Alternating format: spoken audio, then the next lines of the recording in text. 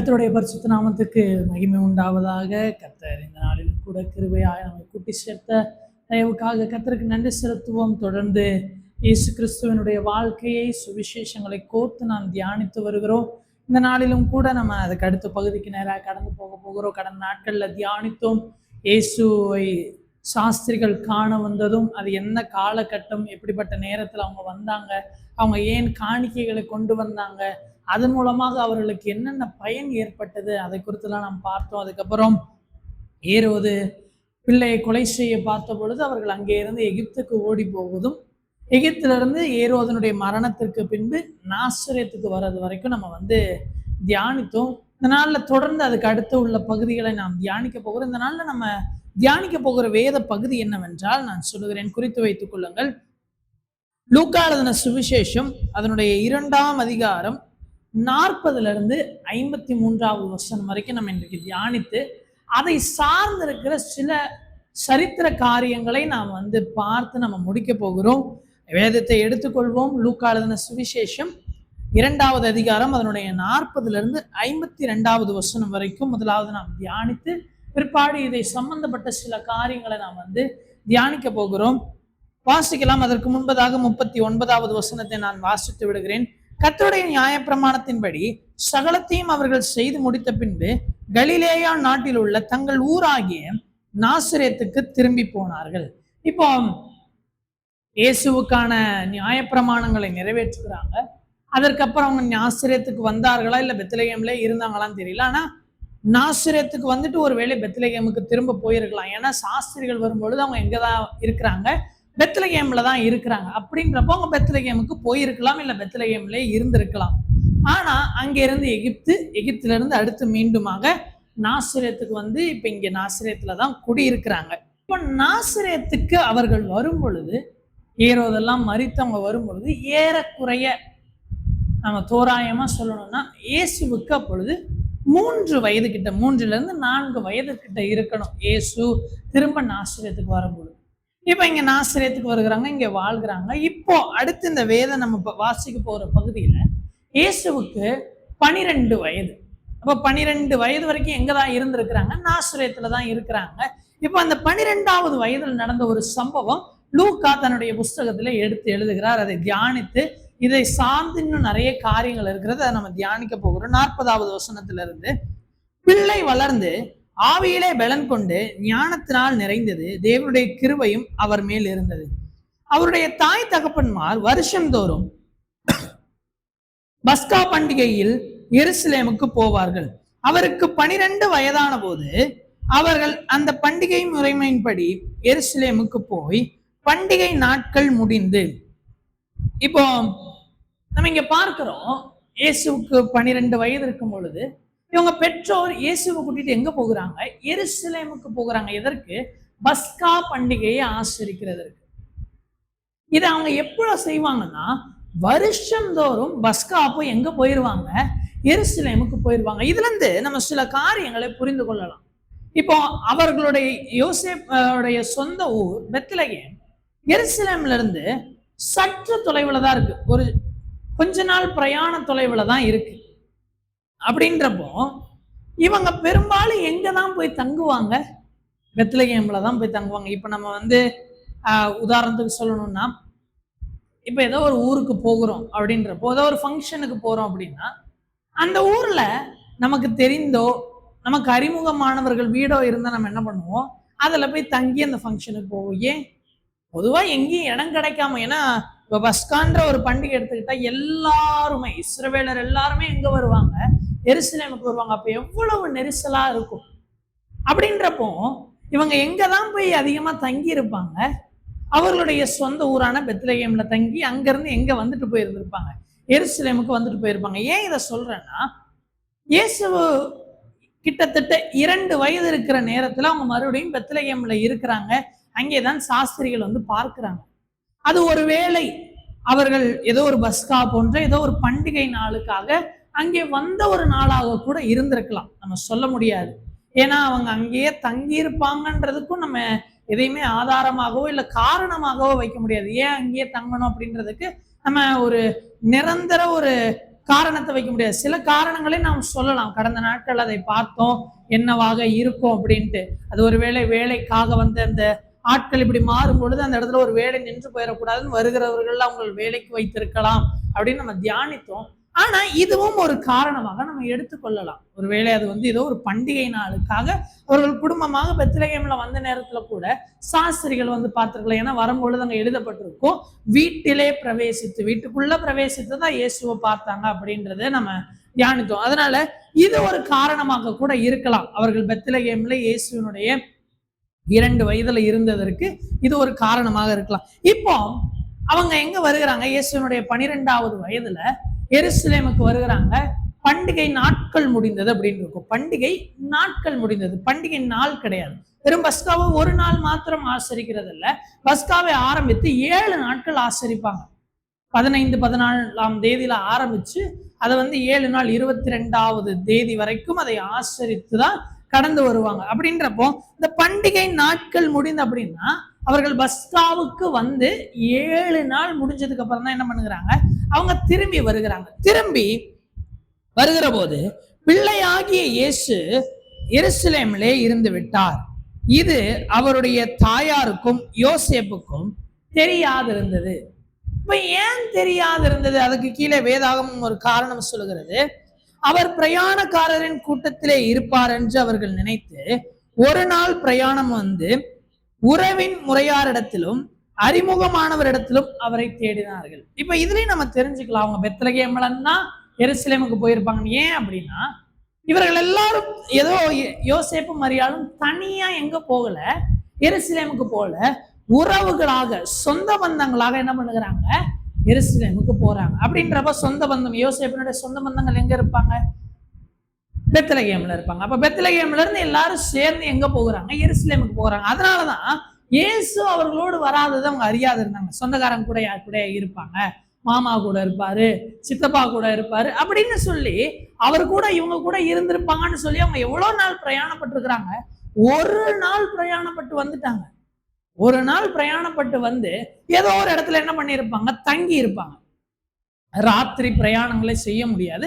அதனால எங்க ஒரு இடத்துல என்ன பண்ணிருப்பாங்க, தங்கி இருக்கும் பொழுது என்ன பண்ணிருப்பாங்க, இயேசு யார் கூட இருக்கிறா பாரு அப்படின்னு போய் பார்க்கும் பொழுது அங்க யாரை காணவில்லை, இயேசுவை காணல. இயேசுவை காணல அப்படின்னோடனே எல்லாரிடத்துலயும் அறிமுகமானவர் இடத்துல உறவு முறைகள் தேடும் பொழுது கிடைக்கல இயேசு. அப்ப என்ன பண்ணுகிறாங்க, இப்பதான் மரியாளும் யோசேப்பும் தனியாக எங்க திரும்ப வருகிறாங்க, எருசலேமுக்கு திரும்ப வருகிறாங்க. 45வது வசனம், காணாததினாலே அவரை தேடிக்கொண்டே எருசலேமுக்கு திரும்ப போனார்கள். 3 நாளைக்கு பின்பு அவர் தேவாலயத்தில் போதகர் நடுவில் உட்கார்ந்திருக்கவும் அவர் பேசுகிறதை கேட்கவும் அவர்களை வினாவும் கண்டார்கள். இப்போ ஒரு நாள் பிரயாணப்பட்டு வந்திருக்கிறாங்க, திரும்ப இன்னும் ஒரு நாள் பிரயாணப்பட்டு போயாச்சு. போய் அங்க தேடி ஒரு நாள் தேடிதான் கடைசியில யாரை கண்டுபிடிக்கிறாங்க, இயேசுவை கண்டுபிடிக்கிறாங்க. எங்க கண்டுபிடிக்கிறாங்க, தேவாலயத்திலே அவர் என்ன பண்ணுகிறார், போதகர் நடுவுல, வார்த்தைகளை போதிக்கிறவர்கள் நடுவுல உட்கார்ந்து அவர்களை வினாவும் அவர்கள் பேசுகிறதை கேட்கவும் அவர்களை வினாவும் கண்டார்கள். இதுல நம்ம இன்னொரு காரியத்தை இயேசு கிட்ட இருந்து கற்றுக்கொள்ளலாம். என்னன்னா, இயேசு 100% மனிதன் என்பது உண்மை, அதே போல 100% அவர் தேவன் என்பதும் உண்மை. அப்படின்றப்போ அவர்கள் கேட்கிறதற்கு முன்பதாகவே, இல்லை அவர்கள் பேசுகிறதற்கு முன்பதாகவே அவர்கள் என்ன பேச போகிறார்கள், அதில் எது உண்மை என்கிற சகலவும் கர்த்தருக்கு தெரியும், இயேசுவுக்கு தெரியும். ஆனா இயேசு பாருங்க அந்த இடத்துல என்ன செய்கிறார், அவர்கள் பேசுகிறதை கேட்கவும் அவர்களை வினாவும் கண்டார்கள். இயேசு எடுத்தோடனே எனக்கு எல்லாம் தெரியும்பா, நீங்க எல்லாம் உட்காருங்க, நான் பேசுறேன், நீங்க கேளுங்க, அப்படி இல்லை. அவர்கள் பேசுகிறதை இயேசு கேட்கிறார், கேட்டு பின்பு அவர்களிடத்துல கேள்வி கேட்கிறார்.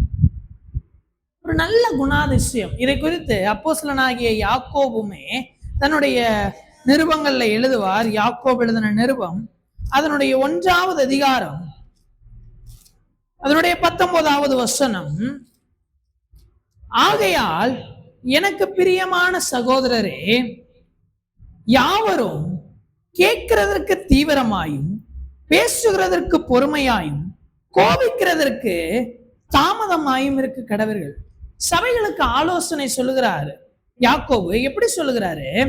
நீங்க கேட்கறதுக்கு ரொம்ப ஆர்வமா இருங்க, பேசுகிறதற்கு பொறுமையா இருங்க, கோபிக்கிறதற்கு தாமதமா இருங்க அப்படின்ட்டு. இப்ப அது அப்படியே இயேசு தன்னுடைய வாழ்க்கையில நம்மளுக்கு செய்து காட்டுகிறார். இவங்கெல்லாம் இயேசுவை பார்த்து, இந்த யாக்கோபு யார் என்றால் இயேசுவின் சகோதரனாகிய யாக்கோபு. அவர் எழுதுகிறார். இதெல்லாம் இயேசு கிட்ட அவர் பார்த்து கத்துக்கிட்டு இருந்திருப்பார் போல இருக்கு. இயேசு அப்படிதானே இருந்தார் அப்படின்ட்டு அவர் எழுதுகிறார். கேட்கிறதற்கு தீவிரமாயும், பேசுகிறதற்கு பொறுமையாயும், கோபிக்கிறதற்கு தாமதமாயும். ஒருத்தவங்க பேசுறாங்களா, அதை கொஞ்சம் லிசன் பண்ணு. ஆன்சர் பண்றதுக்கு கொஞ்சம் வெயிட் பண்ணு. ஒரு விஷயத்துல சட்டுன்னு கோவப்பட்டுறாத, என்ன நிதானிச்சு. இயேசு பாருங்க, இங்க அவங்க பேசுகிறதற்கு, கேட்கிறதற்கு அவர் தீவிரமா இருக்கிறார். பேசுகிறதற்கு பொறுமையாக, அவங்க பேசி முடிக்கிறாங்க, அடுத்து இவர் கேள்வியை வைக்கிறார். அவங்க பேசி முடிக்கிறாங்க, அடுத்து இவர் கேள்வியை வைக்கிறார். இப்படிதான் மரியாளும் யோசேப்பும் அவரை பார்க்கிறாங்க. நாமும் இயேசுவை அப்படிதான் பார்க்கணும். இயேசுவை பார்த்து அதை கற்றுக்கொள்ளணும். இயேசுவை பார்க்கணும். இந்த வேதத்துல இயேசுவை எல்லா இடத்துலையும் பார்க்கணும். அவர் எப்படி நடந்து கொள்ளுகிறார், எப்படி அவர் செயல்படுகிறார், அதை நம்மளுடைய வாழ்க்கையில நம்ம அபியாசப்படுத்தணும். தொடர்ந்து அடுத்த பகுதிக்கு போவோம். 47வது வசனம். அவர் பேச கேட்ட யாவரும் அவருடைய புத்தியையும் அவர் சொன்ன மாறுதலங்களையும் குறித்து பிரமித்தார்கள். இதுல நமக்கு இப்போ ஒன்றும் ஆச்சரியம் இல்லை, அந்த நேரத்துல அவர்களுக்கு ஆச்சரியமா இருந்திருக்கலாம். ஒரு 12 வயது சிறுவன் இப்படிப்பட்டவர்களை பேசுகிறான். ஆனா ஒன்றை நாம் அறிந்து கொள்ளணும், வயது கர்த்தருக்கு முக்கியம் அல்ல. வேதம் சொல்லுகிறது, குழந்தைகள் பாலகர் வாயினால் அவர் எதை உண்டு பண்ணுவாராம்? துதி உண்டு பண்ணுவார். அதே வசனம் இன்னொரு இடத்துல எழுதும் பொழுது, குழந்தைகள் பாலகர் வாயினால் பலன் உண்டு பண்ணுவார் அப்படின்றது. நீங்க சோர்ந்து போகிறீங்களா? உங்களை பலப்படுத்த ஒரு குழந்தையை கூட கர்த்தர் பயன்படுத்துவார்.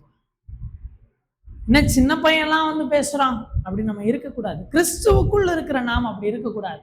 சிறு பையனிடத்துல 5000 பேரை போஷிப்பதற்கான அப்பம் இருக்குங்க. இது ஆவிக்குரிய ரீதியாக சொல்லுகிறேன். ஒரு சிறு பையனிடத்துல ஒரு சபைக்கான தேற்றவும் வார்த்தைகளை கர்த்தர் வைத்திருப்பார். ஒரு சிறு பையன் வாயில கூட அதை வைத்திருப்பார். பெரிய பெரிய ஆட்கள் வந்து பேசினாதான் இத்தனை கூட்ட ஜனங்களுக்கு ரொம்ப பெரிய ஸ்பீக்கரை கூப்பிடணும்னு சிலர் யோசிக்கலாம். இப்ப ஒரு 10,000 பேர் ஒரு இடத்துல இயேசுவின் வார்த்தையை கேட்க கூட போறாங்க, ஒரு நல்ல ஸ்பீக்கரை சொல்லணும்னா எல்லாருமே என்ன யோசிப்போம்? பெரிய பெரிய ஸ்பீக்கர்ஸ், பெரிய பெரிய ஆட்களை நம்ம மைண்ட்ல யோசிப்போம். இவங்களுக்கெல்லாம் இந்த பழக்கம் இருக்கு, இவங்க இத்தனை பேருக்கு மெசேஜ் கொடுப்பாங்க அப்படின்லாம் நம்ம யோசிப்போம். ஆனா கர்த்தருக்குள்ள இருக்கிற நமக்குள்ள எப்படி தெரியுமா ஒரு எண்ணம் இருக்கணும்? யாரை கொண்டும், எவரை கொண்டும், எந்த வயதினரை கொண்டும் கர்த்தர் பெரிய காரியங்களை செய்வார். அதனாலதான் யோவேல் தீர்க்கதரிசன புஸ்தகத்துல பின்மாறி காலத்து மலையை குறித்து எழுதப்படும் பொழுது இப்படியாக எழுதப்பட்டிருக்கிறது, மாம்சமான யாவர் மேலும் என் ஆவியை ஊற்றுவேன், அப்பொழுது குமாரரும் குமாரத்திகளும் தீர்க்க தரிசனம் சொல்லுவார்கள், வாலிபர்கள் தரிசனங்களையும் மூப்பர்கள் சொப்பனங்களையும் ஊழியக்காரரும் சொப்பனங்களையும் காண்பார்கள் என்று எழுதப்பட்டிருக்கும். ஏஜ் எந்த விதத்திலையும் காடுக்கு மேட்டரே இல்லை. ஒருத்தவங்களுக்கு எக்ஸ்பீரியன்ஸ் இருந்தாதான் கிறிஸ்துவை குறித்து பேசணும், அப்படி எதுவுமே கிடையாது. அதிசயமானவைகளை அவர் பாலகர் வாயிலும் வைப்பார், அதிசயமானவர்களை அவர் வாலிபர் வாயிலும் வைப்பார். தாவீது அநேக பாடல்களை பாடியிருக்கிறார். அநேக பாடல்கள் அவருடைய இளமை பருவத்துல பாடினார். சவுல் துரத்தும் பொழுது அவர் இளமை காலத்துலதான் இருந்தார். அப்பொழுது பாடின பாடல்ல அவ்வளவு ஆழங்கள் இருக்கிறது. யார் வெளிப்படுத்தினது? கிறிஸ்து வெளிப்படுத்தினார், கர்த்தர் வெளிப்படுத்தினார். அப்படின்றப்போ இவர்கள் பிரமித்தது போல நம்ம பிரமிக்க கூடாது. கர்த்தர் யாரை கொண்டும் செய்ய வல்லவர், எவரை கொண்டும் அதிசயமானவைகளை பேச வல்லவர். அதனால யாருடைய வார்த்தைகளையும் நாம் உதாசீனப்படுத்தவும் கூடாது, நேரடியாக ஏற்றுக்கொள்ளவும் கூடாது. ஆராய்ந்து பார்த்து ஏற்றுக்கொள்ள நாம் நம்மை பக்குவப்படுத்தணும். அதுதான் கிறிஸ்துவுக்குள்ள நம்ம ஜீவிக்கிற ஜீவியத்தின் சிறப்பு. அதுதான் நம்ம கிறிஸ்துவுக்குள்ள நல்லா வளர்ந்துருக்கிறோன்றதுக்கான அடையாளம். ஒரு சின்ன பையன் வந்து விசுவாசமா இருங்கன்னு சொன்னா, யாரா நீ இதெல்லாம் நீ சொல்றதுக்கு உனக்கு என்ன வயசு? அது கிறிஸ்துவுக்குள் சிறந்த ஒரு எப்படி சொல்றது வளர்ச்சி கிடையாது. யார் சொன்னாலும் அதை மனதுல வைத்திருக்கப்படாது. அவங்க சொன்னாங்களே எதற்கும் செபிப்போம் அப்படின்ற அந்த பக்குவம் தான் கிறிஸ்துவுக்குள் நாம் வளர்ந்திருக்கிறோன்றதுக்கு அடையாளம். தொடர்ந்து வாசிக்கலாம். 48வது வசனம். தாய் தகப்பன் மாறும் அவரை கண்டு ஆச்சரியப்பட்டார்கள். அப்பொழுது அவருடைய தாயார் அவரை நோக்கி, மகனே, ஏன் எங்களுக்கு இப்படி செய்தாய்? இதோ உன் தகப்பனும் நானும் விசாரத்தோடு உன்னை தேடினோமே என்றாள். அதற்கு அவர், நீங்கள் ஏன் என்னை தேடினீர்கள்? என் பிதாவுக்கு அடுத்தவைகளில் நான் இருக்க வேண்டியதென்று அறியீர்களா என்றார். இங்க இயேசு சில காரியங்களை உணர்த்த விரும்புகிறார், அவங்க பெற்றோருக்கு உணர்த்த விரும்புகிறார். இதுக்கப்புறம் அவர் அவருடைய 30வது வயது வரைக்கும் இது போல தேவாலயத்துல உட்காரவோ அம்மா அப்பையை விட்டு பிரிந்திருக்கவோ அவர் செய்யல. ஆனா இங்க செய்கிறார். எதற்கு? அவர்கள் பெற்றோருக்கு சில காரியங்களை உணர்த்த. என்னது? இவங்க சொல்லுகிறாங்க, ஏன் எங்களுக்கு இப்படி செஞ்சீங்க? அங்க உங்களை ரொம்ப விசாரத்தோடு, பாரத்தோடு, கஷ்டத்தோடு, துக்கத்தோடு, அப்படியே மனவேதனையோடு உங்களை தேடுறோமே அப்படின்ட்டு இயேசு அப்போ அவங்களுக்கு சொல்லி கொடுக்குறார். நான் இங்க எதற்கு வந்தேன், என்ன செய்ய வந்தேன் என்கிற அந்த காரியம் உங்கள் மனதுல இருக்கட்டும். நான் என் பிதாவுக்கு எடுத்த காரியங்களில் இருக்க வேண்டாமா? இருக்க வேண்டியது அவசியம் அல்லவா அப்படின்பார். இதே பின்னொரு நாட்கள்ல சீஷர்கள் கிட்டையும் சொல்லுவார், நான் போவது உங்களுக்கு நலமா இருக்கும். ஏன்னா இயேசு இந்த பூமியிலேயே இனி நிரந்தரமா இருக்க போவதில்லை. இப்பொழுது இந்த இயேசு மனிதனாய் வந்த அந்த வாழ்க்கையில சொல்ற அவர் அப்படியே இந்த உலகத்துல இருக்க போறதில்லை. அவர் ஒரு நாள் கடந்து போக போகிறார். ஒரு 2 நாள் இயேசுவை பார்க்காததற்கு மரியாளுக்கும் யோசேப்புக்கும் விசாரம் வருமானால், ஒரு கட்டத்துல இயேசு காணப்படாமற் போக போகிறார், வானத்துக்கு ஏறி போக போகிறார். அப்ப அவங்களுடைய இருதயம் எப்படி இருக்கும்? ஏன்னா அந்த நேரத்துல யார் உயிரோட இருக்கிறா? மரியாள் உயிரோட இருக்கிறாங்க. அதனால இயேசு இப்பத்துல இருந்தே அவங்களை பக்குவப்படுத்துகிறார். நான் எப்பொழுதும் உங்களோடு இரேன். நான் என் பிதாவுக்கு எடுத்த காரியங்கள்ல இருக்க வேண்டியதுதான் அவசியம். நான் உங்களோடு இருக்க போவது கிடையாது. அவங்களை ஆயத்தப்படுத்துகிறார். கிறிஸ்து நம்மையும் இந்த நாட்கள்ல சில காரியங்களுக்கு ஆயத்தப்படுத்துவார். அவர் பிரியப்படுகிறவர்களை இந்த உலகத்துல ரொம்ப ஆண்டவர் எப்படி சொல்றது, திருப்திப்பட விட மாட்டார். உலகத்தின் திருப்தியில ஆண்டவர் அவர்களை விட மாட்டார். அப்பப்ப அவங்க வாழ்க்கையில சில குறைவுகளை தந்து காட்டுவார். இது நிரந்தரம் அல்ல, இது தற்காலிகமான இடம், இது சீக்கிரம் முடிஞ்சிரும். எதற்கு? அதை நம்முடைய வாழ்க்கையில நீங்க கூட அனுபவிச்சிருக்கலாம். நல்லா போயிட்டு இருக்க மாதிரி இருந்துச்சு பிரதர், நல்லா போயிட்டு இருக்க மாதிரி இருந்துச்சு பாஸ்டர், திடீர்னு ஒரு வேதனை, ஒரு கஷ்டம், என்னடா வாழ்க்கை இதுன்ற மாதிரி ஒரு நிலைமை. சில நேரங்கள்ல கத்துறதை அனுமதிப்பார். ஏன்? உலகத்துக்குள்ள நம்ம போய் சிக்கிக் கொள்ளக்கூடாது. உலகத்துக்குள்ள போய் நம்ம சிக்கிக் கொள்ளக்கூடாது. ஏன்னா அது ஒரு கட்டத்துக்கு மேல உலக பிரகாரமாக அது ஆசீர்வாதமாக இருக்கும், ஆனா வசனத்தை அது நெருக்கி போடுகிற முள்ளா இருக்கும். அதனாலதான் நீதிமொழிகள்ல அழகாய் ஒரு வசனம் இருக்கும். அதனுடைய 30வது அதிகாரம் என்று நினைக்கிறேன். ஆகூர் என்கிறவர் எழுதுகிற நீதிமொழிகள்ல அவர் எழுதுகிறார், 9வது வசனம், 30வது அதிகாரம் 9வது வசனம். நான் பரிபூரணம் அடைகிறதுனால் மறுதலித்து கர்த்தர் யார் என்று சொல்லாதபடிக்கும், தரித்திரப்படுகிறதுனால் திருடி என் தேவனுடைய நாமத்தை வீணிலே வழங்காதபடிக்கும் என் படியை எனக்கு அளந்து என்னை போஷித்தருளும். இவர் அழகாய் செபிக்கிறார். ஆண்டவரே, எனக்கு திருப்தியை தராதிங்க, அதே போல எனக்கு இல்லாமையும் தந்துடாதீங்க, எனக்கு தேவையை மாத்திரம் பார்த்துக்கோ. இந்த உலகத்துல நான் நீங்க குறித்திருக்கிற காலம் வரைக்கும் நான் வாழணும், அந்த வாழ்க்கைக்கான தேவையை மாத்திரம் பார்த்துக்கொள்ளும். இதுதான் கிறிஸ்துவ வாழ்க்கை. இதுதான் கிறிஸ்து நமக்கு அடிக்கடி கற்றுக் கொடுக்கிற ஒரு வாழ்க்கை. இது உனக்கு நிரந்தரம் அல்ல, நான் உனக்கு தேவைக்கு தந்துகிட்டே இருப்பேன், அதுல வாழ்ந்துகிட்டே இரு. ஏன்? நீ பிதாவுக்கு எடுத்த காரியங்கள்ல இருக்க. நம்மையும் அவர் ஒரு பிள்ளையை போலதான் கர்த்தர் பார்க்கிறார். நம்மளையும் அவர் புத்திர சுதிகாரத்தின் ஆவினால் பிள்ளையை போல மாத்திருக்கிறார். அப்போ நம்ம யார போல வாழணும்? இயேசு கிறிஸ்து எப்படி வாழ்ந்தாரோ அப்படி நம்ம வாழணும். அதற்கு இயேசு கிறிஸ்து வாழ்ந்து காண்பிச்சுட்டு போறாரு. என்ன? பெற்றோர் இருந்தாலும் யார் இருந்தாலும் தேவனுடைய சித்தம் தான் நம்முடைய பிரதானமா இருக்கும். இந்த உலகத்துல எவ்வளவு பெரிய ஆசீர்வாதங்கள் இருந்தாலும் நம்முடைய நோக்கம் நமக்கு வைக்கப்பட்டதுலதான் இருக்கணும். அதுலதான் இங்க எங்க இருக்கிறாரு இயேசு?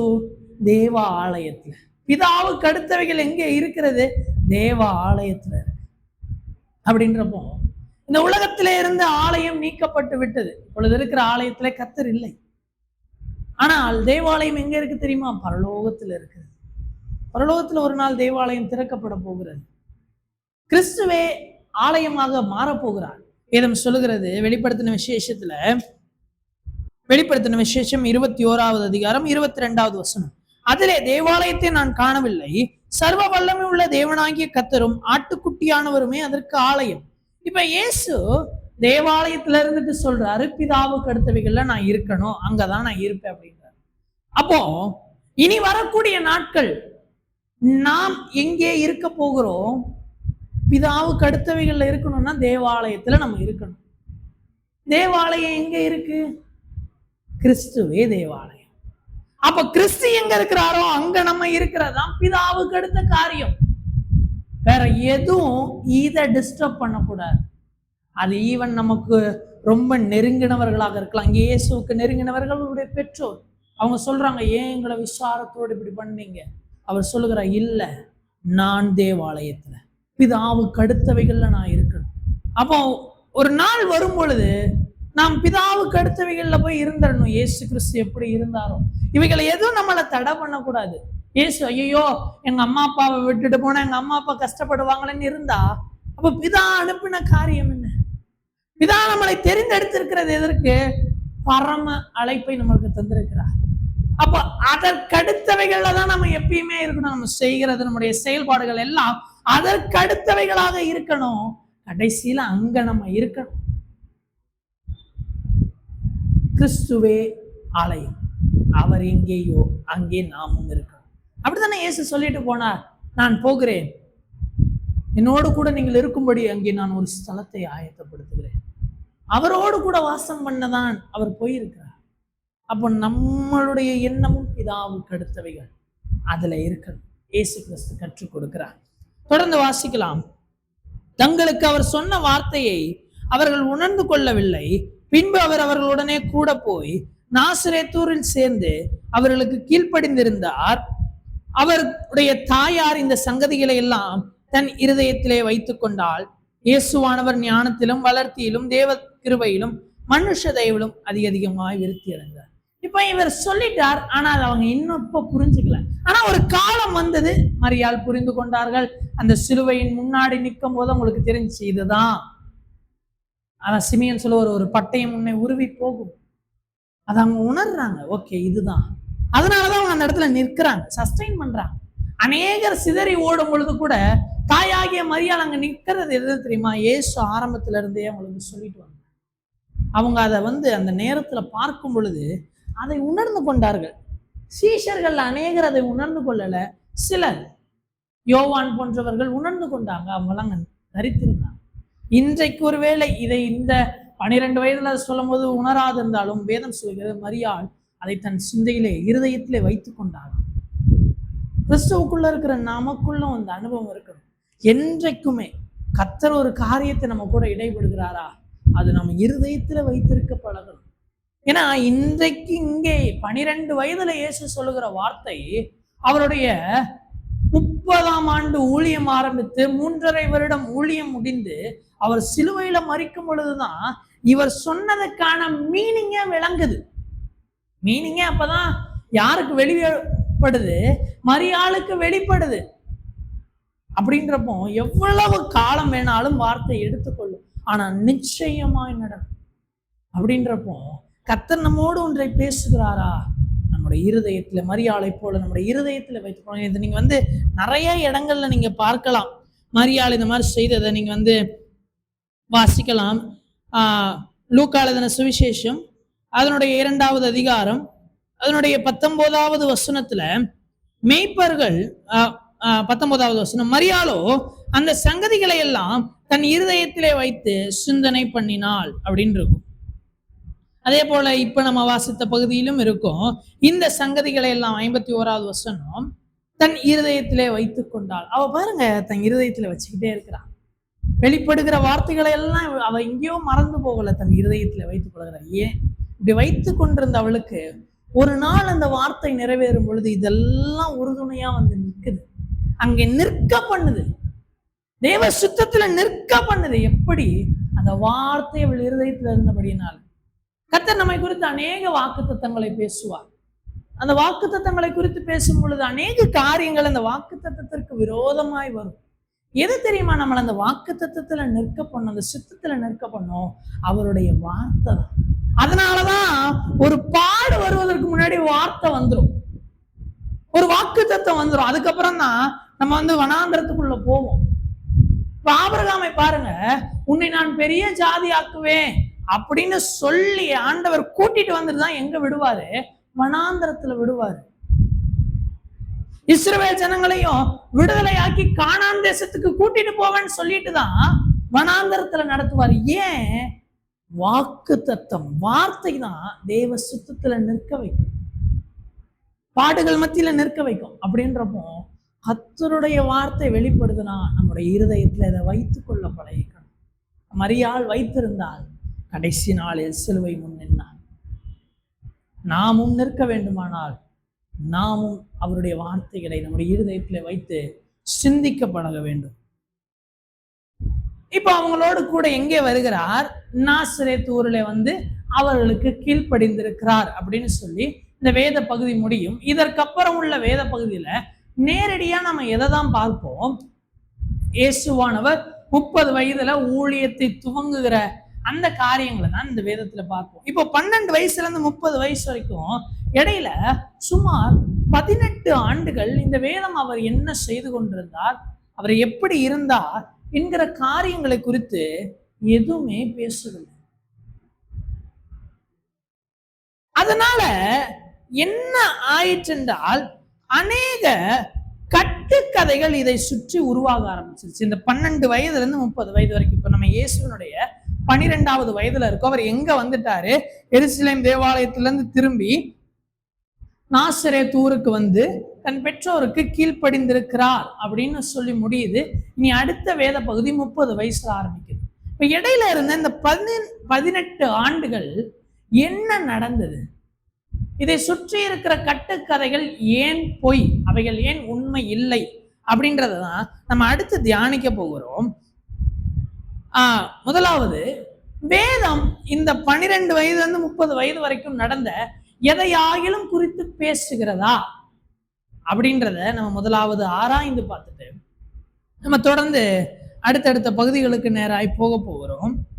இதுல ஒரு 2 வசனங்கள், இந்த வேதத்துல ஒரு 2 வசனங்கள் அவர் 18 வருஷம் என்ன செய்து கொண்டு இருந்தார் என்பதற்கு ஒரு ஆதாரமாக முன்னே வைக்கப்படுகிறது. அந்த வசனங்களை நான் வாசித்து நம்ம அடுத்த பகுதிக்கு நேராகவும் கடந்து போக போகிறோம். மார்க் எழுதின சுவிசேஷம் 6வது அதிகாரம் அதனுடைய 3வது வசனம். இப்போ இயேசு 30 வயதுல ஊழியத்தை ஆரம்பித்து திரும்ப எங்க வருகிறார் என்றால் தன்னுடைய ஊராகிய நாசரேத்துக்கு வருகிறார். அப்படி வர்றப்போ அவரை குறித்து ஒரு வார்த்தை சொல்லப்படுகிறத தான் நம்ம இப்ப வாசிக்க போகிறோம். 3வது வசனம், இவன் தச்சன் அல்லவா, மரியாளுடைய குமாரன் அல்லவா, யாக்கோபு, யோசே, யூதா, சீமோன் என்பவர்களுக்கு சகோதரன் அல்லவா, இவன் சகோதரிகளும் இங்கே நம்மிடத்தில் இருக்கிறார்கள் அல்லவா என்று சொல்லி அவரை குறித்து இடரல் அடைந்தார்கள். இப்ப இயேசு அநேக காரியங்களை, அவர்களுடைய அறிவு கெட்டாத காரியங்களை பேசுகிறார். அப்போ இந்த ஞானம் இவருக்கு எங்கே இருந்து வந்தது? இவர் தச்சன் அல்லவா, இவருடைய தாய் மரியாள் அல்லவா, இவருடைய தகப்பன் யோசேப் அல்லவா, இவருடைய சகோதரர்கள் யாக்கோபு, யூதா தானே, யோசே, சீமோன் தானே, உங்க சகோதரிகள் இங்க இருக்கிறாங்களே அப்படின்னு சொல்லி இடரல் அடைகிறாங்க. இதுல இருந்து நம்ம என்ன தெரிந்து கொள்ளலாம்னா, இப்ப உதாரணத்துக்கு ஒன்று சொல்லுகிறேனே, இப்ப நான் இருக்கிறேன், நான் திடீர்னு இங்க இருந்து ஒரு 5 வருடம் காணாம போயிடுறேன்.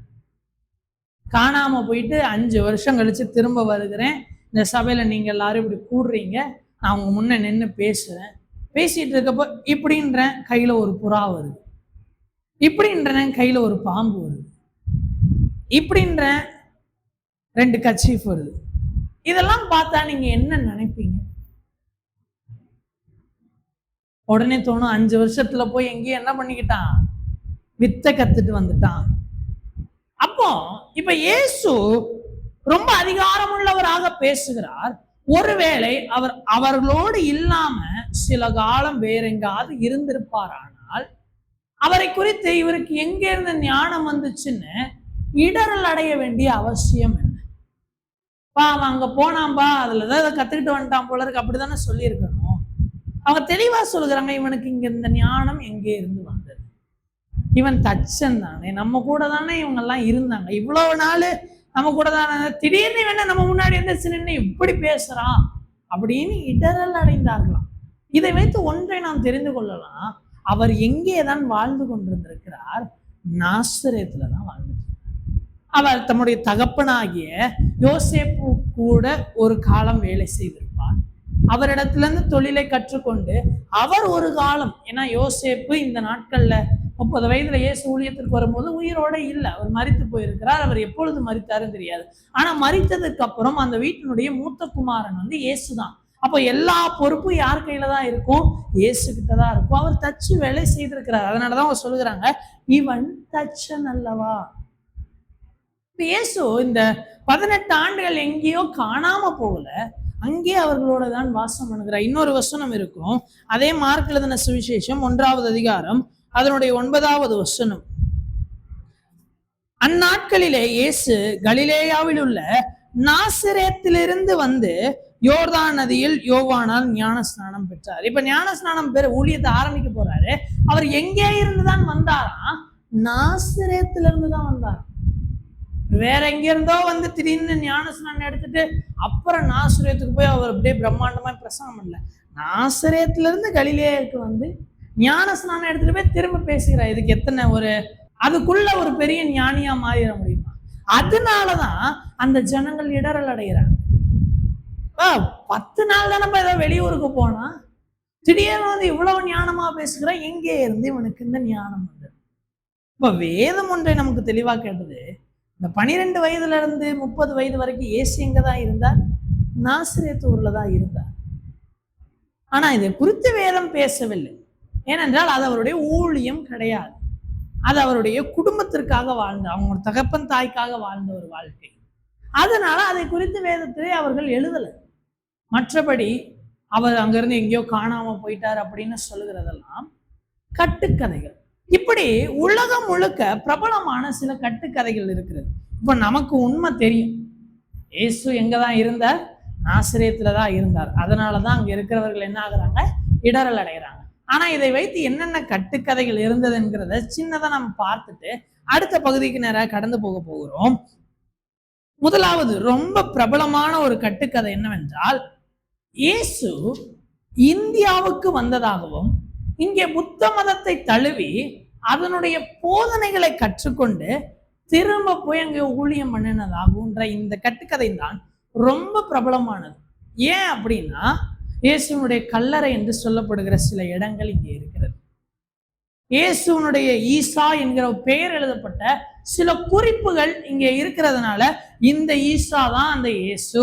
அவர் இங்கே வந்திருக்கிறார், இங்கே புத்த மதத்தை தழுவி இந்த 18 வருஷம் இங்கே கற்றுக்கொண்டுதான் அவர் திரும்ப போய் அப்படிப்பட்ட போதனைகளை செய்தார் அப்படின்னு சொல்லப்படுகிறது. இதை சரித்திரம் புறக்கணிக்க ஒரு காரணம் இருக்கிறது. வேதம் புறக்கணிக்கிற காரணத்தை இப்ப நம்ம பார்த்தோம், அதை திரும்பவும் சொல்லுகிறேன். சரித்திரம் புறக்கணிக்கிற காரணம் என்னவென்றால், இந்த கூற்று எப்போ சொல்லப்பட்டதுன்னா 1600கள்ல தான் ஒரு ஆராய்ச்சியாளர் இந்த கூற்று எடுத்து முன்னாடி வைக்கிறார். இயேசு வந்து போய் சுமார் 1550 ஆண்டுகளுக்கு பிறகு இருக்கிற ஒரு மனிதன் எழுதி இங்கேதான் இயேசு வாழ்ந்தார் என்று சொல்லுகிறதை அவ்வளவு நம்பத்தக்கதா இல்லை. ஏன்னா கண் கண்ட சாட்சிகள் அவரை குறித்து இந்த வேதத்துல அநேகம் எழுதி வைத்திருக்கிறாங்க. அதையே இந்த உலகம் இன்னும் ஏற்றுக்கொள்ளல. அப்படின்றப்போ அதிலிருந்து சுமார் 1500 ஆண்டுகள் கழிச்சு ஒருவங்க எழும்பி இப்படிதான் இயேசு வாழ்ந்தாருன்னு சொல்லுகிறதை நம்ப தகாத ஒரு ஆதாரமாக காணப்பட்டுச்சு. இது சரித்திரமே அதை ஏற்றுக்கொள்ளாததற்கு காரணம். இரண்டாவது, வேதம் ஏற்றுக்கொள்ளாததற்கு காரணம் என்னவென்றால், புத்த மதத்தினுடைய போதனையும் கிறிஸ்துவனுடைய போதனையும் ஒட்டவே ஒட்டாதுங்க. புத்த மதத்தை பொறுத்தவரை கடவுள் கிடையாது. நாம் எல்லாரும் தியானத்தின் மூலமாக முக்தி அடையும். ஆனா இயேசு கிறிஸ்து அப்படி இல்லை. பிதாவை குறித்து பிரசங்கம் பண்ணுகிறார், பிதாவாகிய தேவனை குறித்து பிரசங்கம் பண்ணுகிறார். அப்ப எப்படி புத்த மதத்தின் போதனையை தான் இயேசு கற்றுக்கொண்டு வந்தாருன்னு இதை கொண்டு போய் இணைக்க முடியும்? இது லீஸ்ட் காரணம். ரொம்ப ஸ்ட்ராங்கான காரணம் என்ன தெரியுமா? இயேசு கிறிஸ்து மெய்யான தேவன். அவர் மெய்யான தேவன். அவர் மனித உருவெடுத்து வருகிறார். அப்படின்றப்போ அதுவும் இல்லாம அவர் காண்பிக்கிறார், 12 வயதிலே அவர் ஞானமாய் பேசுகிறார். அவர் சற்றே தம்மை அவர் மட்டுப்படுத்தி கொண்டாரே தவிர்த்து அவர் கற்றுக்கொண்டு போதிக்கணும்ன்ற அவசியமே அவருக்கு கிடையாது. அவர் இங்க கற்றுக்கிட்டு தான் போய் போதிக்க வேண்டிய அவசியம் அவருக்கு கிடையாது. ரொம்ப ஸ்ட்ராங்கான ரீசன் இதுதான். அவருக்கு என்ன அவசியம் இருக்கிறது? அவர் 12 வயதிலேயே போதகர்களுக்கு வினாவை கொடுத்தவர், அவர்களை ஆச்சரியப்படுத்தினவர். இங்க அப்படி என்ன கற்றுக்கிட்டு போய் திருப்பி அவங்களை ஆச்சரியப்படுத்த வேண்டிய அவசியம் இருக்கு? அவர் அனந்த ஞானம் உள்ளவர். சகலமும் அவருக்குள்ள இருக்கிறது. அவரே ஞானம். அவர்தான் ஞானம். அவருக்கு எதற்கு இன்னொரு ஒரு ஞானம்? ரொம்ப ஸ்ட்ராங்கான காரணம் அதை டினை பண்றதுக்கு நமக்கு இருக்கிறது. அவர் தேவன்.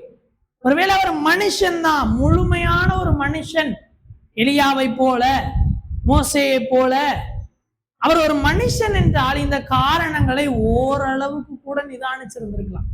அதுவும் நம்ம நிதானிக்க போறதில்லை. ஆனா சொல்லுகிறேன், அவர் தேவன். அவருக்கு ஒரு மனிதன் உருவாக்கிய ஒரு ஞானம் அவசியமே இல்லை. புத்தன் என்கிற ஒரு மனிதன் உண்டாக்கிய ஒரு போதனை தான் உலகத்தை உண்டாக்கிய கடவுளுக்கு ஞானத்தை அளிக்க போறதில்லை. அதனால இத நம்ம கண்ணை மூடிட்டு என்ன பண்ணலாம், டினை பண்ணலாம். ஆனா இதையும் சில கிறிஸ்தவர்களும் நம்புகிறது உண்டு.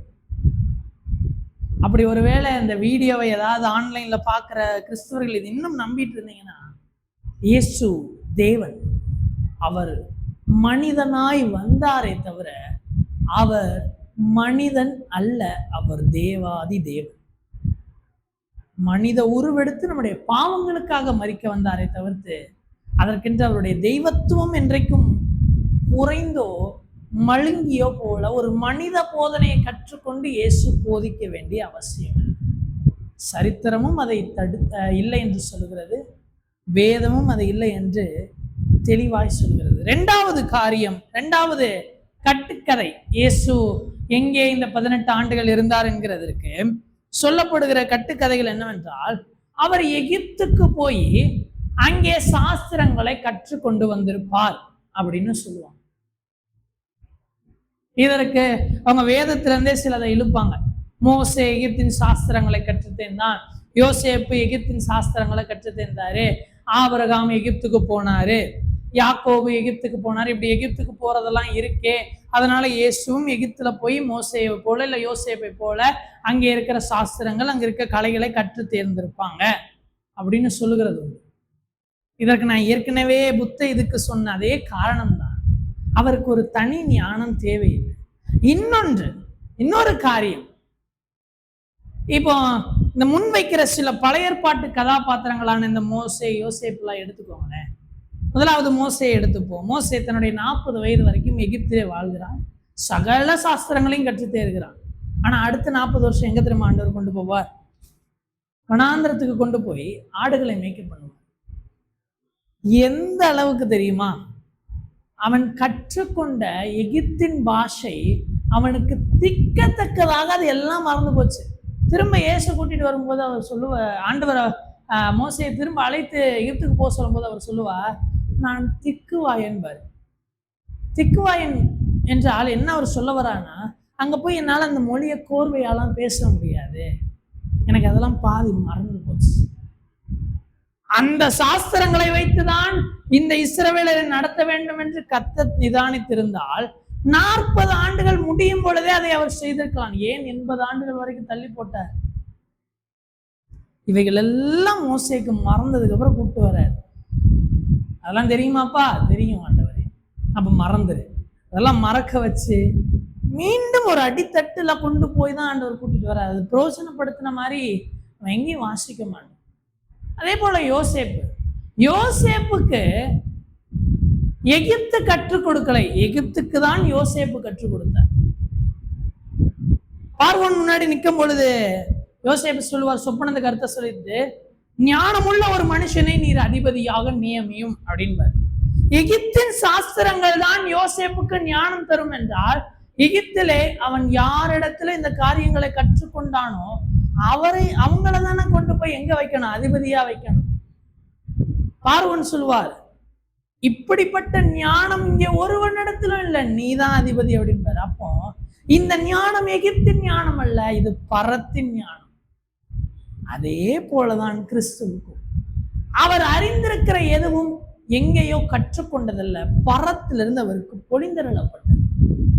பரிசுத்த ஆவியானவர் அவருக்கு எடுத்து கொடுக்கிற காரியங்களை தான் அவர் பேசுகிறார். அப்படின்றப்போ இதையும் நம்ம டினை பண்ணலாம்.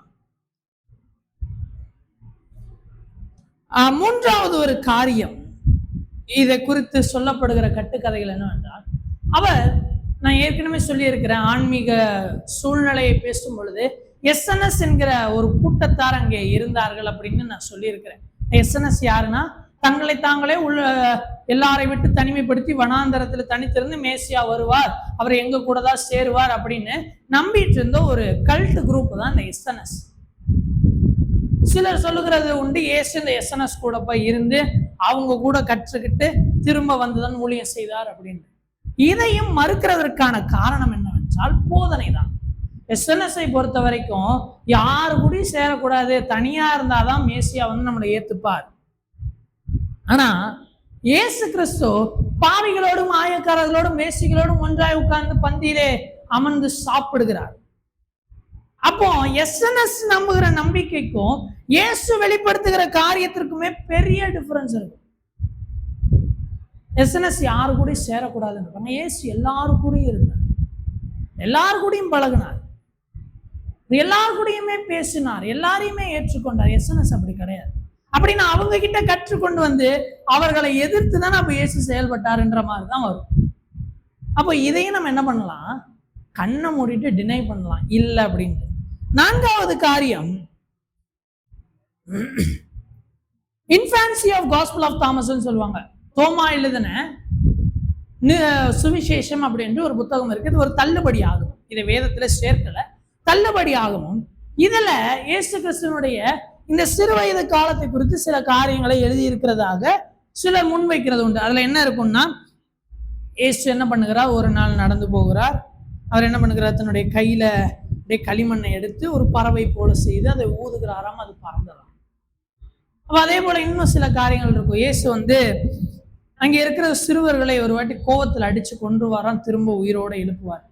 இப்படி சில காரியங்களை இந்த காஸ்பல் ஆஃப் தாமஸ்ல பார்க்கும்போது இதை வைத்து சிலர் தர்க்கம் பண்ணுகிறது உண்டு. இயேசு இதெல்லாம் செஞ்சுட்டு இருந்தார், இதெல்லாம் தான் பண்ணிட்டு இருந்தார், அவர் வந்து இப்படிலாம் அற்புதங்களை செய்துதான் அந்த 30 வயது வரைக்கும் சுற்றி தெரிந்தார் இப்படின்னு பேசுகிறோம். இதையுமே வேதமோ தேவனுடைய ஆவியானவரோ ஏற்றுக்கொள்ள போகுது.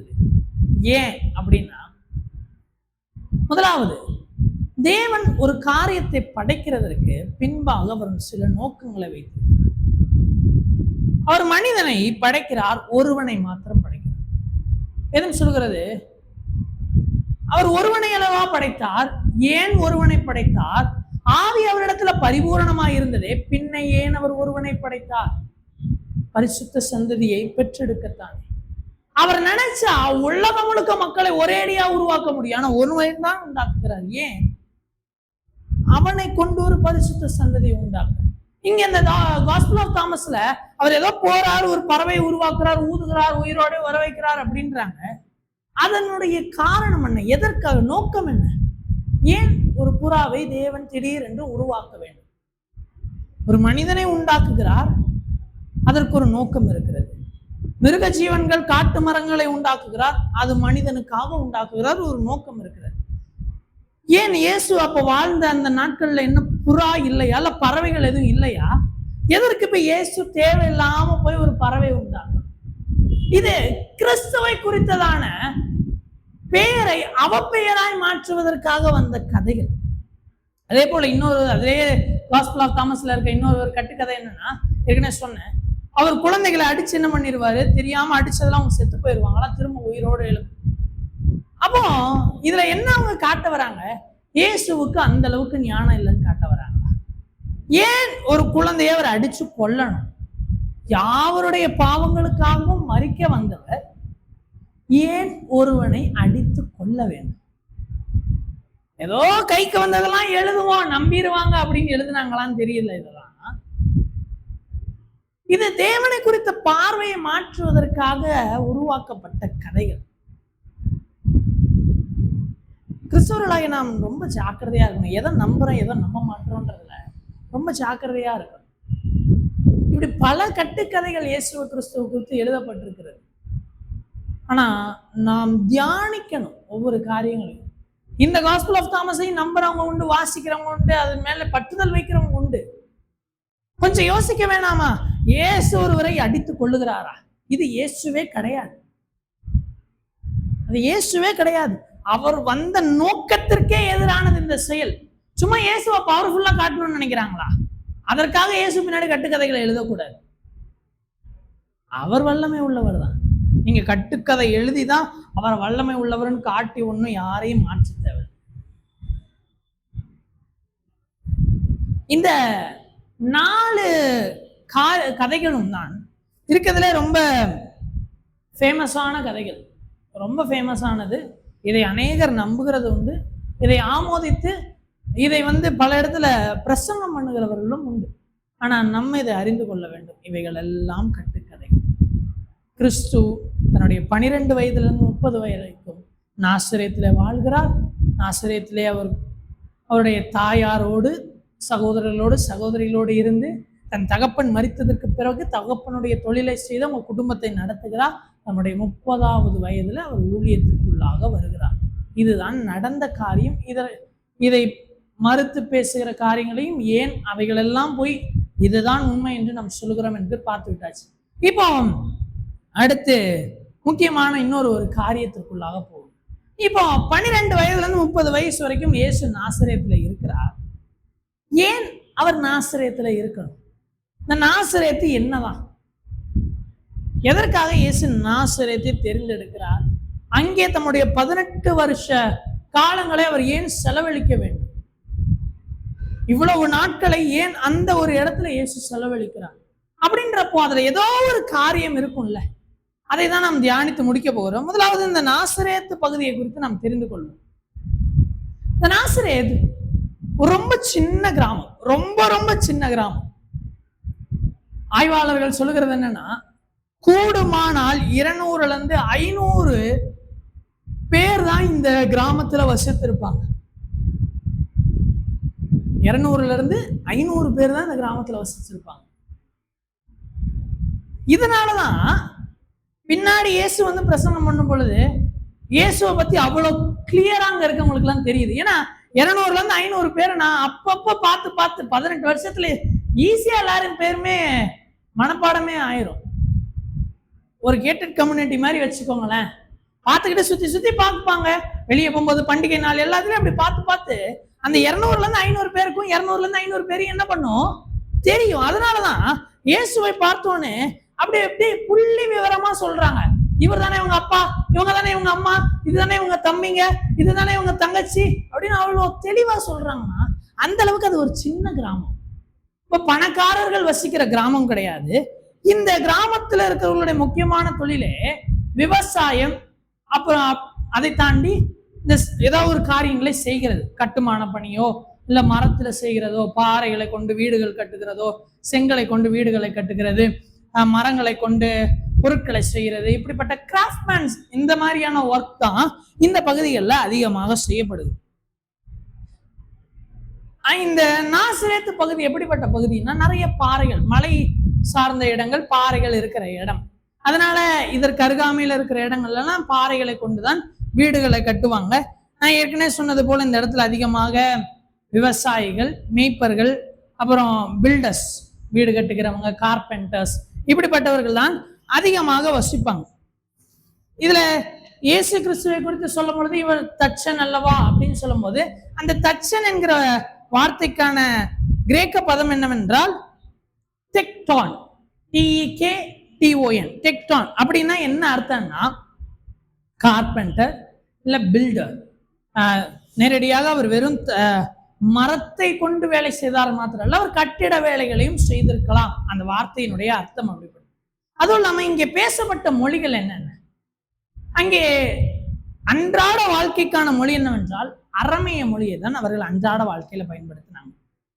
இதை தாண்டி தேவாலயங்கள், செபாலயங்கள் போகும் பொழுது அங்கே கர்த்தருடைய வார்த்தையை எபிரேய மொழியில தான் அவங்க வாசிப்பாங்க. அப்போ அவங்களுக்கு எபிரேய மொழியும் தெரிந்திருந்தது. இதை தாண்டி இன்னொரு மொழியும் அங்கே பிரபலமாக இருந்தது, கிரேக்க மொழி.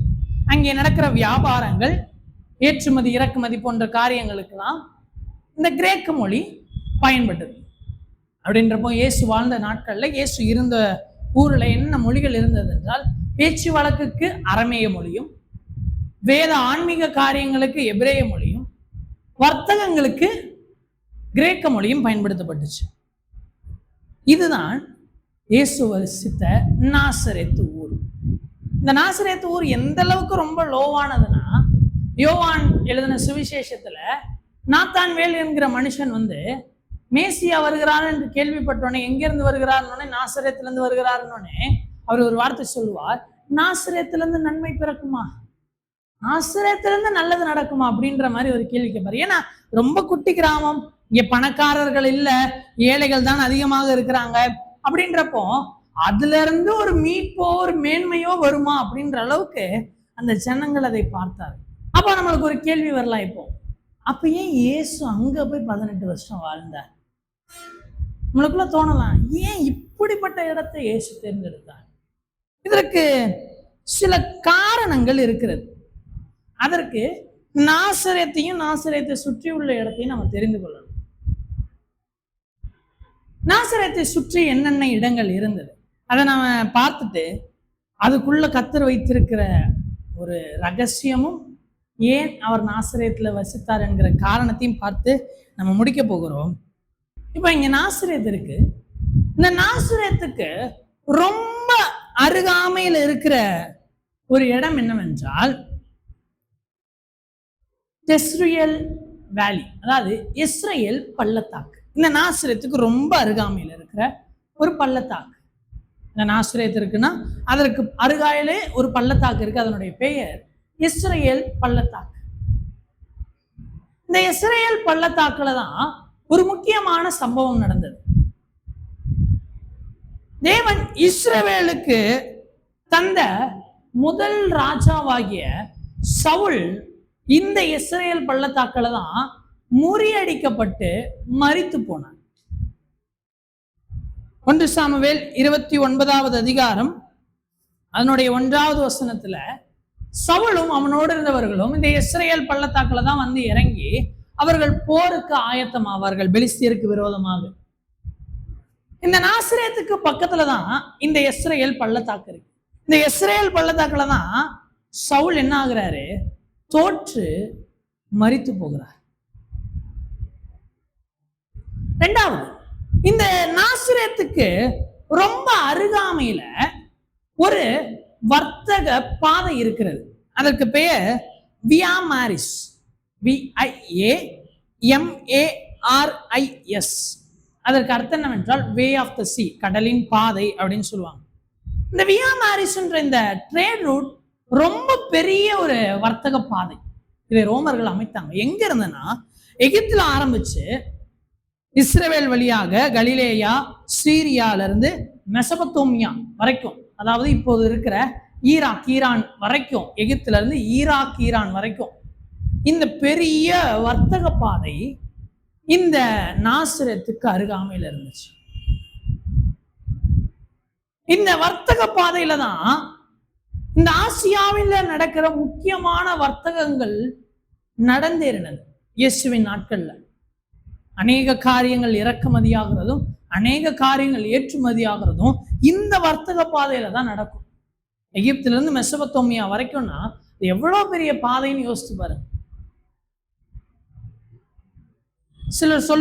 சில ஆராய்ச்சியாளர்கள் சொல்லுகிறது உண்டு, இந்த பாதையில தான் பெர்ஷிய நாட்டில இருந்து சாஸ்திரிகள் உள்ளே வந்திருக்க கூடும். ஏன்னா இந்த பாதை தான் ரொம்ப பெரிய பாதை, வர்த்தகர்கள் அதிகமாய் பயணம் பண்ணுகிற பாதை, ரோமர்களால ரொம்ப பாதுகாக்கப்பட்ட பாதை அப்படின்னு சொல்லுவாங்க.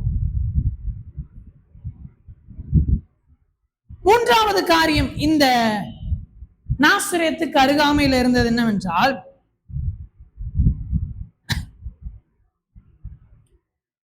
மூன்றாவது காரியம் இந்த நாசரேத்துக்கு அருகாமையில் இருந்தது என்னவென்றால் தாபோர் மலை, மவுண்ட் தாபோர். இந்த நாசரேத்துக்கு அருகாமையில முதல்ல எதை பார்த்தோம்? இஸ்ரேல் பள்ளத்தாக்கு. அந்த இஸ்ரேல் பள்ளத்தாக்குல தான் ராஜாவாகிய சவுல் தோற்கடிக்கப்பட்டார். அந்த நாசரேத்துக்கு பக்கத்துல தான் இன்னொன்னு என்ன இருக்கிறது? வியா மாரிஸ்ங்கிற ஒரு வர்த்தக பாதை இருக்கிறது. அங்கேதான் முக்கியமான வர்த்தகங்கள், பெரிய பெரிய வர்த்தகங்கள், ரொம்ப பல நாடுகளுக்குள்ள நடக்கிற வர்த்தகங்கள் எல்லாம் நடந்தேறின ஒரு பாதை இந்த நாசரேத்துக்கு அருகாமையில் இருக்கு. இந்த நாசரேத்துக்கு அருகாமையில் இருக்க இன்னொரு மலை என்னவென்றால் மவுண்ட் தாபோர், தாபோர் மலை. இந்த தாபோர் மலைதான் பின்னாட்கள்ல இயேசு மறுரூபமான மலை என்று நம்பப்படுகிற ஒரு இடம். மத்தேயு 17வது அதிகாரத்துல இந்த இயேசு மறுரூபமான சம்பவத்தை குறித்து எழுதப்பட்டிருக்கும். சரித்திரர்களால நம்பப்படுகிறது என்னவென்றால் இந்த தாபோர் மலையில தான் இயேசு மறுரூபமானார். இது எங்க இருக்குன்னா நாசரேத்துக்கு அருகாமையில இருக்கு. நான்காவது காரியம் இந்த நாசரேத்துக்கு அருகாமையில் இருக்கிறது என்னவென்றால் கலிலேயா. இந்த கலிலேயா நாசரேத்துல இருந்து பார்த்தா இந்த கலிலேயா தெரியும். இந்த கலிலேயால் தான் இயேசு தம்முடைய ஊழியத்தை ஆரம்பிக்கிறார். நம்முடைய ஊழியத்தை இந்த கலிலேயால தான் ஆரம்பிக்கிறார். இருளில் இருந்த ஜனங்கள் பெரிய வெளிச்சத்தை கண்டார்கள் என்கிற அந்த தீர்க்க தரிசனம் ஏசாயா புஸ்தகம் 9வது அதிகாரம் அதனுடைய 1-2 வசனத்துல இந்த பகுதியை குறித்த தீர்க்க தரிசனம் இருக்கும். இந்த கலிலேயா நாசரேத்துக்கு அருகாமையில், அங்கிருந்து ஒரு உயரமான இடத்துல இருந்து நாசரேத்துல இருந்து பார்த்தா ஒரு பக்கம் இந்த இஸ்ரேல் பள்ளத்தாக்கு தெரியும், ஒரு பக்கம் இந்த வர்த்தக பாதை தெரியும், ஒரு பக்கம் தாபோர் மலை தெரியும், ஒரு பக்கம் இந்த கலிலேயா தெரியும். அடுத்து 5வது காரியம், இந்த நாசரேத்துக்கு அருகாமையில் இருக்கிற ஒரு இடத்தினுடைய பெயர் செஃபோரிஸ். SEPPHORIS, செஃபோரிஸ். இந்த செஃபோரிஸ் என்னன்னா ரோமர்களால அவர்களுடைய கலாச்சாரங்களால நிறைந்த ஒரு பட்டணம் தான் இந்த செஃபோரிஸ். ஆராய்ச்சியாளர்களின் கூற்றுப்படி நாசரேத்துல இருந்து ஆண்கள் எல்லாரும் பெரும்பாலும் இந்த செஃபோரிஸுக்கு தான் போய் வேலை பார்த்துட்டு வருவாங்க. அங்கதான் இந்த கட்டிட வேலைகள், இந்த மர வேலைகள், இந்த கிராஃப்ட்மேன்ஸ் ஒர்க் எல்லாமே அதிகமா இந்த இடத்துலதான் நடந்திருக்கும். அதனால இதை வைத்து என்ன சொல்லுகிறது உண்டு, இயேசுவும் இந்த செஃபோரிஸ்ல தான் வேலை பார்த்திருப்பார் அப்படின்னு. இந்த செஃபோரிஸ் இந்த நாசரேத்துக்கு அப்படியே ஆப்போசிட். இது எப்படி ஏழ்மையான ஒரு ஊரோ அது அப்படியே ரொம்ப பணக்காரர்களால் நிறைந்த ஊர். அடுத்து 6வது, இந்த நாசரேத்துக்கு அருகாமையில் இருக்கிற 6வது காரியம் என்னவென்றால் மவுண்ட் பெர்சிபி. மவுண்ட் பெர்சிபிஸ், இந்த மவுண்ட் பெர்சிபிஸ் இந்த மலையை தான் சரித்திரக்காரர்கள் நம்புகிறாங்க. இயேசுவை ஒரு விஷயம் என்ன பண்ணுவாங்க, நாசரேத்துல இருக்கிறவங்க எல்லாம் ஒரு மலையில இருந்து தள்ளி விட பார்ப்பாங்க. அந்த மலை இந்த மலைதான் என்று அநேகரால நம்பப்படுகிறது. இந்த மலை நாசரேத்துக்கு அருகாமையில அதனுடைய எல்லைக்குள்ள இருக்கிறது, மவுண்ட் பெர்சிபிஸ். 7வது காரியம் இந்த நாசரேத்துக்கு அருகாமையில இருக்கிறது என்னவென்றால் மெகிதோ பள்ளத்தாக்கு. இந்த மெகிதோ பள்ளத்தாக்கு தான் வெளிப்படுத்தின விசேஷத்துல 16ஆம் அதிகாரம் 16ஆம் வசனத்துல பின்னாட்கள்ல இயேசு மீண்டும் வரும் பொழுது அந்தி கிறிஸ்துக்கும் இயேசுக்கும் விரோதமாக அர்மகெதோன் என்கிற இடத்துல ஒரு யுத்தம் நடக்கும். அந்த அர்மகெதோன் என்கிறது இந்த மெகிதோ பள்ளத்தாக்கு தான். இந்த மெகிதோன் பள்ளத்தாக்கு தான் இந்த அர்மகெதோன் யுத்தம் நடக்க போகிற இடம்.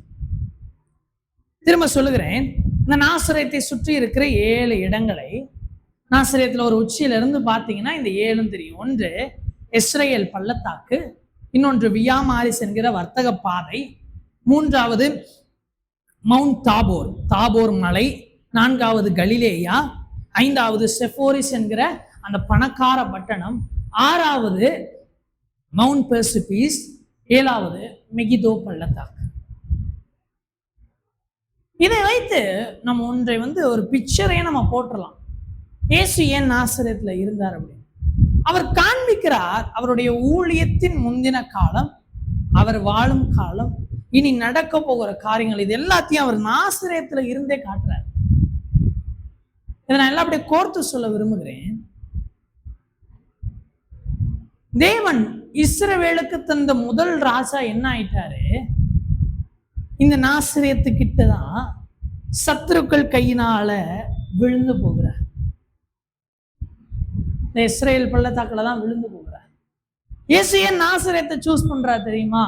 எங்கே முதல் ராஜா, இஸ்ரவேலின் ராஜா தோற்று போனாரோ அந்த இடத்துல இப்போ ஒரு ராஜா நிற்கிறார். இந்த ராஜா பிசாசை ஜெயிக்க போகிறார், சத்துருவை ஜெயிக்க போகிறார். எப்படி முந்தின ஆதாம் தோற்று போனான், பிந்தின ஆதாம் ஜெயித்தாரோ, அதே போல முந்தின இஸ்ரவேலின் முதல் ராஜா தோற்று போனார், ஆனால் இப்பொழுது வந்திருக்கிற இஸ்ரவேலின் ராஜா ஜெயித்து போகிறார். இரண்டாவது தாபோர் மலையை வைத்து காட்டுகிறார். இந்த இடம் மறுரூபமாக போகிற இடம். அவருடைய ஊழியம் இங்கேதான் மறுரூபமாகி அடுத்த கட்டத்தை அடைய போகிறது. கலிலேயாவை வைத்திருக்கிறார். எதற்கு? இனி இங்கிருந்து அங்கேதான் அவர் கடந்து போய் ஊழியம் செய்ய போகிறார். அவருடைய பார்வையிலே வைத்திருக்கிறார் அந்த இடங்களை. நான்காவது செஃபோரிஸ். இயேசு அவர் ஒரு குடும்பத்தையும் மதிக்கிறவர், அதற்காக உழைக்கிறவர் என்பதை காட்டுகிறார். அவருடைய குணாதிசயத்தை காட்டுகிறார். அந்த ஊர்ல தான் அவர் போய் வேலை பார்க்கிறார். அவ்வளவு உயர்ந்த பணக்காரர்களாக இருக்கிற அவர்களிடத்துல யார் இல்ல? கிறிஸ்து இல்ல. ஏழையா இருக்கிற நாசரேத்துல யார் இருக்கிறா? கிறிஸ்து இருக்கிறார். அதே போலதான் அவர் பெருமை உள்ளவர்களை வீழ்த்தி தாழ்மை உள்ளவர்களை ஏற்றுக்கொண்டுகிறார். அவர் காட்டுறார். பக்கத்திலே செஃபோரிஸ் வச்சிருக்கிறார். என்னது? அது உயர்ந்த மக்கள் இருக்கிறாங்களா? கிறிஸ்து எங்க இருக்கிறார் பாருங்க, நாசரேத்துல இருக்கிறார். ஆறாவது மவுண்ட் பெர்சிபீஸ பக்கத்திலே வச்சிருக்கிறார். எதற்கு? என்னதான் அவங்களுக்கு நல்லது பண்ணாலும் ஒரு நேரம் நீங்கள் என்னையும் எதிர்க்க ஒரு சந்தர்ப்பம் வரும். என்னை நீங்கள் விரும்பாமல் போகிற சந்தர்ப்பம் வரும்.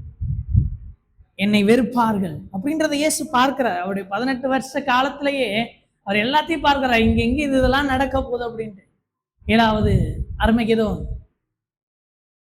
இந்த உலகத்தின் இத்தனை பாடுகளையும் அவர் அங்கேதான் முடிக்க போகிறார். அந்த கிறிஸ்துவை அழிக்க போகிறார். அது அவருடைய 18 வருஷத்துல அவர் வைத்திருக்கிறார் கண்ணு முன்னாடியே. இதையெல்லாம் இயேசு பார்த்துக்கிட்டே இருக்கிறார். அவருடைய 18 வருஷமும் அவர் இருந்த இடத்தை வைத்து அவர் காட்டுகிறார். அவர் என்னென்ன செய்ய போகிறார், எதற்காக வந்திருக்கிறார், எல்லாத்தையும் அதை சுற்றி அவர் காட்டுகிறார். பாருங்களேன், ஒரு சின்ன நாசரேத்து ஊருன்னு நினைக்கிறோம். அதுல இதை சொல்ல விட்டுட்டேன். இந்த வியா மாரிஸ் ஒரு வர்த்தக பாதை வைத்திருக்கிறார் அவர் அருகாமையிலே. அந்த வர்த்தக பாதையில பல நாட்டு ஜனங்கள் போவாங்க. பல நாடுகளிலிருந்து பல வர்த்தகங்கள் நடக்கும். இயேசு எல்லாத்தையும் பார்க்கிறார். எதற்கு? அவர் ஏதோ இஸ்ரவேலுக்கு மாத்திரம் வந்தவர் அல்ல. இங்கே பயணப்பட்டு போகிற ஒவ்வொருவருடைய தேசத்திற்கும் இவர் சொந்த இரட்சகராக போகிறார். அவர் எவ்வளவு கவனிச்சிருப்பார், எத்தனை கலாச்சாரங்களை கவனிச்சிருப்பார். எகிப்திலிருந்து வருகிறவர்கள் ஒரு கலாச்சாரத்துல இருப்பாங்க, மெசபத்தோமியால இருந்து வருகிறவர்கள் ஒரு கலாச்சாரத்துல இருப்பாங்க, சீரியர்கள் ஒரு கலாச்சாரத்துல வருவாங்க. இன்னும் பல நாடுகள்ல இருந்து இந்த பாதையை தொட்டு பிரயாணம் பண்ணுகிறவர்கள், பல கலாச்சாரங்கள். இந்த கலாச்சாரங்கள் எல்லாவற்றையும் இயேசு பார்க்கிறார். இவர்கள் எல்லாருக்காகவும் அவர் சிலுவையில மரிக்கிறார்.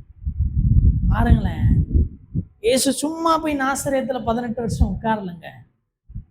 அவர் சகலத்தையும் தம்மை சுற்றிலும் நிர்ணயித்து வைத்து இருக்கிறார். அதையெல்லாம் பார்க்கிறார். முதல்ல நீங்க ஆதியாகமத்துல பாத்தீங்கன்னா ஒரு காரியத்தை நம்ம கவனிக்கலாம். அவர் எதை செய்தாலும் அதை ஃபர்ஸ்ட் என்ன பண்ணுவாரு? பார்ப்பார். அவர் ஆதாமை படைத்துட்டு மிகவும் நல்லதென்று கண்டார். அவருக்கு தெரியும் இந்த ஆதாம் தோற்று போவான், இந்த ஆதாம் பாவம் செய்வான், இப்படி நம்ம பெரிய வேலையை செய்யணும் அப்படின்னு. ஆனா அதுக்கு முன்னாடி அவர் அதை பார்ப்பார். அவர் எல்லாத்தையும் பார்ப்பார். இயேசு சிலுவையில மரிக்கும் பொழுது கூட வேதம் சொல்லும், அவர் தமக்கு முன்பாக வைத்த சந்தோஷத்தின் பொருட்டு அதை பார்த்து அவருக்கு முன்பாக வைத்த சந்தோஷம் என்ன? இந்த சிலுவையில மரித்தா நம்ம எல்லாம் அவருக்கு கிடைப்போன்ற அந்த சந்தோஷத்தை அவர் சிலுவையிலேயே பார்க்கிறார். பார்த்து அந்த வேதனையை ஏற்றுக்கொள்கிறார். அவர் எல்லாத்தையுமே முதல்ல பார்ப்பார். ஆபிரகாமை ஆசீர்வதிக்கும் முன்பாக ஆபிரகாமை வந்து பார்த்தார், வீட்டுக்கு வந்து பார்த்துட்டு போறார். அதுக்கப்புறம் தான் அவர் அவருடைய வேலையை ஆரம்பிக்கிறார். சாராள் கர்ப்பமாகிறார். அது போல இங்க பாருங்க, முதல்ல இயேசு தன்னுடைய ஊழியத்தின் சகலவற்றையும் பார்க்கிறார். எது வரைக்கும்? வெளிப்படுத்தின விசேஷத்தில் நடக்க போற அர்மகேதோன் வரைக்கும் அவர் பார்க்கிறார். பார்த்து முடிச்சுட்டு 30 வயசுல ஊழியத்தை ஆரம்பிக்கிறார். சும்மா ஏனோ தானோன்னு ஒரு ஊர்ல ஊழியம் 30 வயசுலதான் ஆரம்பிக்கணும், அதனால போய் உட்காருவோன்னு அவர் வந்து நாசரேத்துல உட்காரல. அவர் சகலத்தையும் கருதி வைத்து வந்து உட்கார்ந்தார். இருக்கிற எல்லாத்தையும் அவர் பார்த்து வைத்திருக்கிறார். இங்கே என்னை வெறுப்பார்கள், இந்த இடத்திலே நான் மறுரூபமாவேன், இந்த இடத்திலே நான் அந்தி கிறிஸ்துவை தோற்கடிப்பேன், எல்லாத்தையும் கருதி வைத்துட்டு வந்து அவர் உட்கார்றாருங்க ஆசிரியத்துல. இதுல இருந்து நம்ம ஒன்றை தெரிந்து கொள்ளணுங்க. கர்த்தர் ஒரு பீரியட அமைதியா விடுறாரா, அது வந்து அவர் ஒன்றும் கிரியை செய்யலன்றதுக்கான அடையாளம் அல்ல, அவர் சகலவற்றையும் பார்த்து வைத்துட்டார்ன்றதுக்கு அடையாளம். அவர் பார்த்துட்டார், இந்த அமைதிக்கு பின்பாக அவர் ஒன்றை செய்ய போகிறார், அது பயங்கரமா இருக்கும். இயேசுனுடைய அந்த 18 வருஷ அமைதிக்கு பின்பாக ஒரு 3 வருஷம் ஊழியம் இருந்தது. அது இந்த 18 வருஷங்கள் பெருசா தோணாத அளவுக்கு பிரம்மாண்டமா இருந்தது. அதே போலதான் உங்களுடைய என்னுடைய வாழ்க்கையில கர்த்தர் சில காலம் அமைதியா இருக்கிறாரா, அந்த அமைதிக்கு பின்பாக அவர் பயங்கரமானவைகளை யோசித்து வைத்திருக்கிறார். உன்னோடு நான் இருந்து செய்யும் காரியங்கள் பயங்கரமாயிருக்கும். ஏன்டவர் அப்ப இவ்வளவு நாள் அமைதியா? நான் கருதி வச்சுட்டேன்பா, நான் டைம் பிக்ஸ் பண்ணி வச்சுட்டேன். ஆண்டவர் ஊழியத்துக்கு டைம் பிக்ஸ் பண்ணி வச்சிட்டார், இங்க இருந்து அவரை வந்து மறுரூபம் ஆகிறதுக்கு டைம் பிக்ஸ் பண்ணி வச்சிட்டார், அந்த இடத்துல அந்தி கிறிஸ்துவை தோக்கடிக்கிறதுக்கு டைம் பிக்ஸ் பண்ணி வச்சிட்டார். அதனால இப்ப வந்து உட்கார்றாரு, அவர் ஆசிரியத்துல அமைதியா உட்கார்றாரு. உங்க என் வாழ்க்கையில கர்த்தர் இன்றைக்கு அமர்ந்திருப்பார், ஆனால் ஒரு நாள் பயங்கரமாய் அவர் கிரியை செய்வார். 400 வருஷம் அவர் கருதி வைத்த காலம் வரைக்கும் இஸ்ரவேலர் மேல் அமைதியாக இருந்தார். ஆனா அவருடைய காலம் வந்தது, வேதத்தில் அப்படி ஒரு அதிசயங்கள் படபட நடந்தது நீங்க எங்கேயும் வாசிக்க முடியாதுங்க. அந்த அளவுக்கு 10 வாதைகள், செங்கடல் பிளக்குது, மாறாவின் தண்ணீர் மதுரமாகிறது, வானத்திலிருந்து மண்ணா பொழிகிறது, அக்கினி ஸ்தம்பம், மேக ஸ்தம்பம், எரிகோ தகர்தல், யோர்தான் பிரிதல், கொள்ளிவாய் சர்ப்பங்கள், என்னென்ன அற்புதங்கள். அந்த இஸ்ரவேலினுடைய அந்த 40 வருட பிரயாணத்துல 400 வருஷம் அமைதிங்க. அதே போலதான் மல்கியா தீர்க்கதரிசிக்கு அப்புறம் 400 வருடம் அமைதியா இருந்தவர் அடுத்து செய்யறாரு பாருங்க. உலகம் இதுவரை கண்டிராத ஒரு மேன்மை, இயேசு கிறிஸ்து மனிதனாய் பிறகு அவர் அமைதியா ஒரு இடத்துல உட்கார்றாரா, அவர் சிலதை பார்த்து முடிவு பண்ணிட்டாருன்னு அர்த்தம். உங்க என் வாழ்க்கையில அவர் அமைதி, அவர் முடிவெடுத்ததின் அடையாளம். அதனால மனம் நம்ம தளர தேவையில்லை, இவருடைய அமைதி நமக்கு கஷ்டத்தை கொண்டு வர தேவையில்லை, பயத்தை கொண்டு வர தேவையில்லை, மாறாக ஒரு நம்பிக்கையை தரணும். என்ன, என் தேவன் இப்ப அமைதியா இருக்கிறாரா, அப்போ அவருடைய அதிசயம் விளங்க போகிறது, அவருடைய அதிசயம் நடக்க போகிறது, அதை நிச்சயம் நம்மை காணப்படுவா. இந்த நேரத்தில் நம்ம பார்த்தோம் இயேசு நாசரேத்திலே என்ன செய்தார். இயேசு நாசரேத்திலே என்ன செய்தார்? ஒரு தேவன் காலத்திற்கு காத்திருப்பார் என்றார். 30 வயது வரைக்கும் இல்ல டைம் அன்னைக்குதான், அது வரைக்கும் வெயிட் பண்ணுவோன்னு ஒரு இடத்துல வெயிட் பண்ணுவார்னா, நீங்களும் நானும் எவ்வளவு காலத்திற்கு காத்திருக்கிறோம்.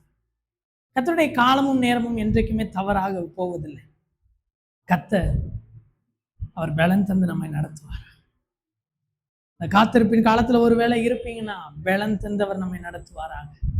அப்படியே தெய்வ சமூகத்துல எழுந்து நின்று கர்த்தரை இருதயத்துல வச்சு, ஆண்டவரே 18 வருஷம் நீங்க வேதத்துல எழுதலைனாலும் இத்தனை மகத்துவங்களை அதை சுற்றி வைத்திருக்கிறீங்களே, அப்ப என் வாழ்க்கையில நீங்க வைத்திருக்கிற அமைதிக்கு பின்பாக எத்தனை மகத்துவங்களை வைத்திருப்பீங்க, அதையெல்லாம் ஒரு நாள் என் கண்கள் காண எனக்கு கிருபை செய்யுங்கன்னு சொல்லி அப்படியே தேவ சமூகத்தில் எழுந்து நின்று ஜெபிக்கலாமா?